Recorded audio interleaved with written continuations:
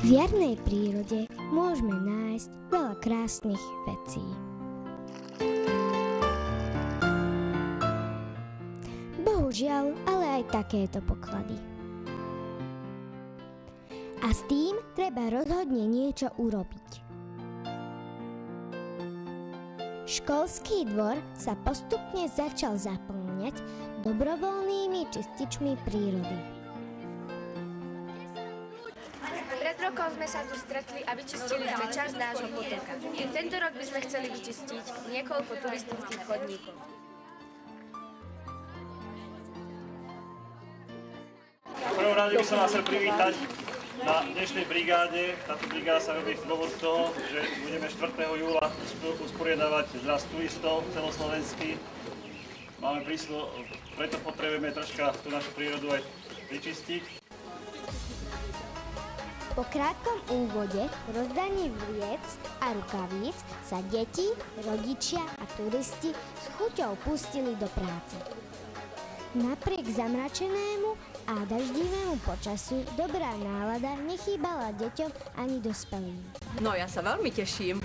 Áno, lebo čistíme prírodu. Rada sa zúčastníme. Nevynechali žiadnu uličku, jarok či lúku.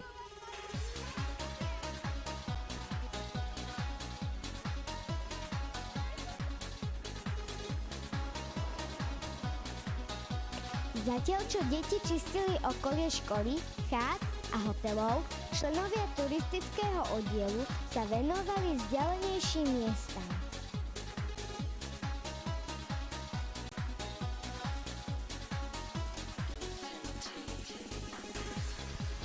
Ich prácu v Nevidziach so záujmom sledoval aj tento slimák.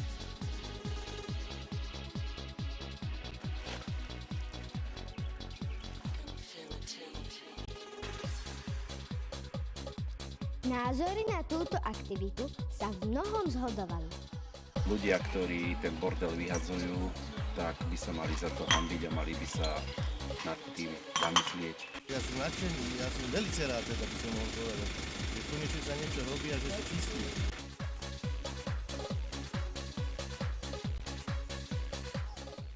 A tak všetci zbierali a zbierali aj napriek stále väčšiemu dažďu. Aj pani kuchárky sa snažili, pre zberačov piekli lekvárové buchty. Dúfajme, že kým bude koniec brigády, že to stihneme a že budú teda dobré. A veru, že chutí všetkým. Veď nazbierať toľko smetí, to riadne zabrať.